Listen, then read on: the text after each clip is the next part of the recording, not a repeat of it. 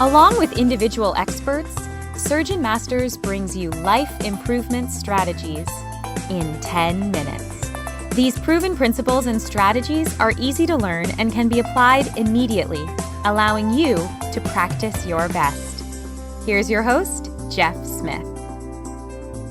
Welcome back to the SurgeonMasters mini podcast. I brought back Dr. Tracey O'Connell, our recovering radiologist and mindset coach. Welcome back, Tracey. Thanks, Jeff. So we did talk on our previous mini podcast about the shame and a little bit of the response that people have in general, and certainly for our audience with broadly a lot of surgeons. Tracey, tell us a little bit more about how you're coaching in the mindset space to kind of help shift some of these things. Yes. Well, as a physician and as a radiologist, I had many years, many decades of really not feeling enough in my profession and as a physician, and just feeling like I wasn't reading fast enough. I wasn't being accurate enough. I was worried, so self-conscious about making mistakes that it really interfered with my efficiency and my self-confidence. And there's a long backstory to that, which I won't go into today, but that's the impetus for me doing the work that I do now, which is a culmination of all the work I've done on myself to really rebuild my sense of confidence in myself and allow myself to have joy in my life.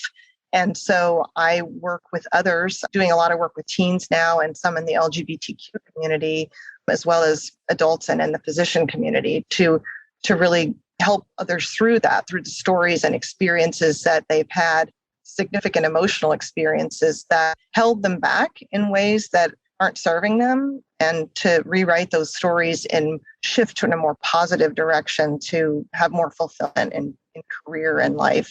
So I can relate, and I think a lot of physicians and surgeons can relate, that we're addressing the story of avoiding mistakes and addressing challenge and healing, I guess, or building resilience. You talk a little bit about redirecting that to a more positive. So what are some ways that people can do that? Well, at the risk, I want to make sure I am not a Pollyanna, like I'm not going to just be putting Band-Aids on things that are really difficult, right? But I think giving people an opportunity to acknowledge and say, yeah, this is, to call a spade and say this is legitimately difficult, and the problem may not be within me, but it may be systemic, and I'm just a person here showing up doing the best I can in a situation, an environment that's really difficult.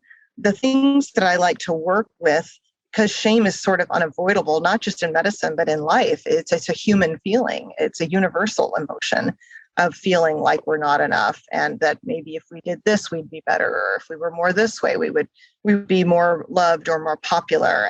And so I have a couple of ideas I wanted to share today of just ways that while we can't necessarily intercept the things in life that don't go our way or that make us feel less than, there are things we can do to build shame resilience, most certainly with the notion of fostering a loving connection with ourselves. Authenticity. I love Gabor Mate and his work around trauma and hard emotional things. And he describes the word authenticity. He defines it as the connection we have to ourselves. And so there are all sorts of techniques that I've used with people to really help them remember who they are, because medicine is so consuming. You can kind of almost take off your reality internally and put it on a shelf as you go into work with your persona on.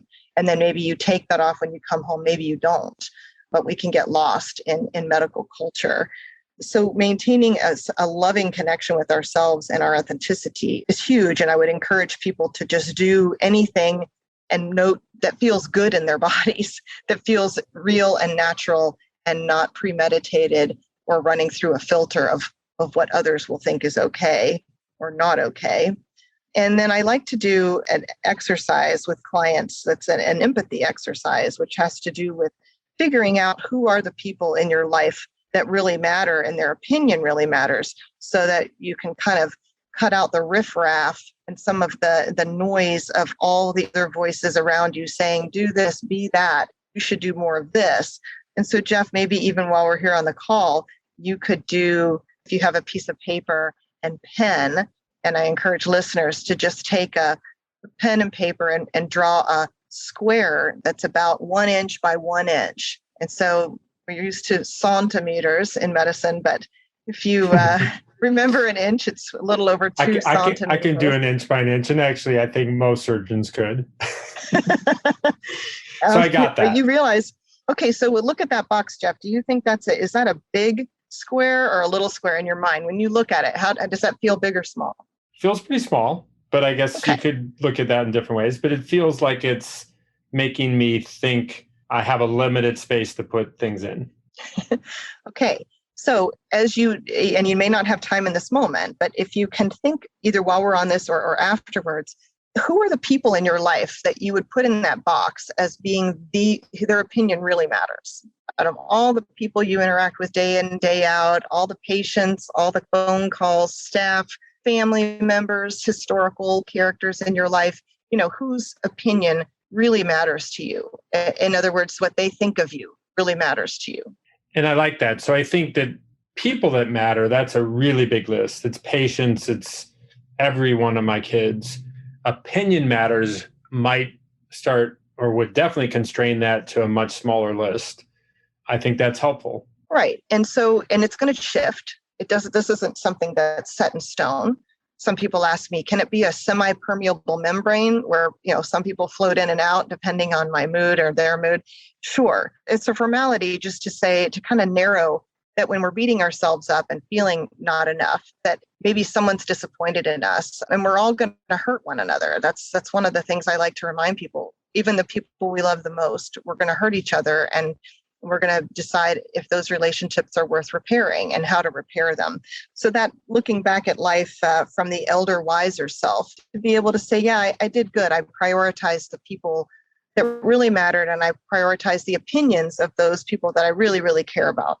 One other thing would be to say, if you're feeling like you're not enough, is this mantra or a question I like to ask, which would be, what would be the most loving and compassionate thing you could say to yourself in this moment or situation in times that you're struggling?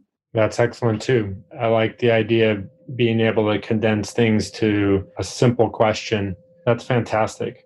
So do me a favor, Tracey, just quickly summarize those key points of things that our audience could do moving forward. Yes. So again, this is all about connection, because connection is really why we're here on Earth. We want to maintain, for survival and thriving and sustainable well-being, we want to maintain an authentic connection to ourselves, not just because that sounds nice, but it really is for survival. Because when we lose touch with who we are, what really matters, when we're hungry, when we're thirsty, when we need to go to the bathroom, if we were out in the wild, we wouldn't survive if we couldn't sense, hey, there's danger in the woods, or I haven't seen water in a few hours.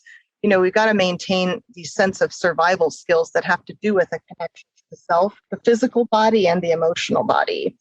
The empathy exercise I gave, remembering who are the people in your life that you want to stay connected to, and that really their opinion matters, what they think of you really matters, you value them, you regard them because they also matter to you and share maybe your similar values. And then lastly, this mantra, this question of when you're in struggle, to ask yourself, just sort of as in a third person sort of way, what's the most loving and compassionate thing I could say to myself in this moment that I'm struggling? That what is it? What is that thing that I would want to hear right now? And being able to say that to yourself, to ask yourself, what do I need right now? What would be the most loving and compassionate thing I could say to myself in this moment to help redirect us? Tracey, thank you for sharing that with our audience. Thanks so much. Thanks so much, Jeff. Keep up the good work. Thank you. There you have it. In less than 10 minutes, this is Jeff Smith along with Dr. Tracey O'Connell. Until the next episode of Life Improvement Strategies for the Surgeon Who Wants More. Ciao. Now, take 10 minutes and put your plan into action to practice your best.